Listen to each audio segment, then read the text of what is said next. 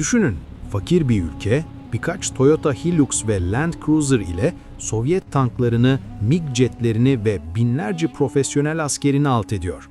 Evet, 1987'de Çad, Kaddafi'nin dev Libya ordusunu resmen yerle bir etti. Bugün sizlere tarihin en saçma ama bir o kadar efsanevi savaşlarından birini anlatacağım. Toyota Savaşı. Hazırsanız başlıyoruz.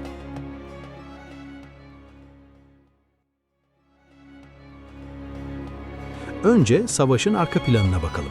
1970'ler ve 80'ler Afrikası tam bir kaos. Çad, iç savaşlar ve kabile çatışmalarıyla parçalanmış dünyanın en fakir ülkelerinden biriydi. Kuzeyde Avuzu şeridi vardı. 114.000 kilometrekarelik uranyum zengini bir arazi. Libya lideri Muammer Kaddafi bu bölgeyi istiyordu. Hedefi Birleşik Arap Devletleri kurmak ve nükleer güç olmak. Libya, 1978'den itibaren Çad'daki isyancı grupları destekliyor, 1983'te doğrudan işgal başlatıyordu. Fransa ise Operation Manta ve Epervier operasyonlarıyla Çad'a hava desteği sağladı. Ama Kaddafi pes etmiyordu. 1986'da Gunt isyancıları ayaklandı ve Çad Başkanı Hissene Habre fırsatı değerlendirdi. Fransa'dan 400 adet Toyota Hilux ve Land Cruiser temin edildi. İşte böylece meşhur Technicals sahneye çıktı. Peki neden Toyota?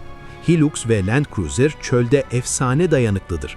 50-60 derece sıcaklık, kum fırtınaları, binlerce kilometre yol. Hiçbir şey onları durduramaz. Çadlılar bu araçları modifiye etti. Kasaya 12.7 mm DSHK makineli, RPG-7, Fransız Milan tank savar füzeleri ve bazen eski uçak savar topları takıyorlar. Hızları 100-120 km/saat. Hafif, yakıt az, bakım kolay. Libya tarafı ise klasik. T-55 ve T-62 tankları ağır, yavaş, çölde batıyor ve yakıt canavarı. Hava desteği var ama Fransa'nın MiG'leri onları yere indiriyor.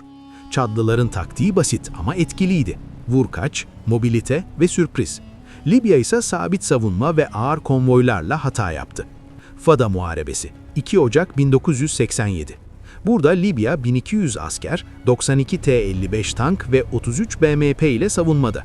Çadlılar 3000 asker ve 400 Toyota ile gece baskını yapıyor. Toyotalar çölde yıldırım gibi dolaşıyor, etrafı sarıyor. Sonuç mu? Libya 784 asker kayıp, tank ve araçların çoğu yok edildi. Çad sadece 18 kayıp, 3 Toyota hasarlı. Dünya basını, pick-up'lar tankları yendi diyor. Wadi Dum hava üssü, Mart 1987. Libya'nın en büyük lojistik üssü.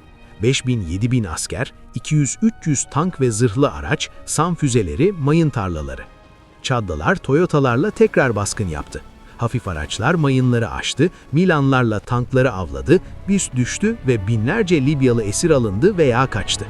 Maten al-Sarra baskını, 5 Eylül 1987. Çadlılar Libya ana toprağına girdi.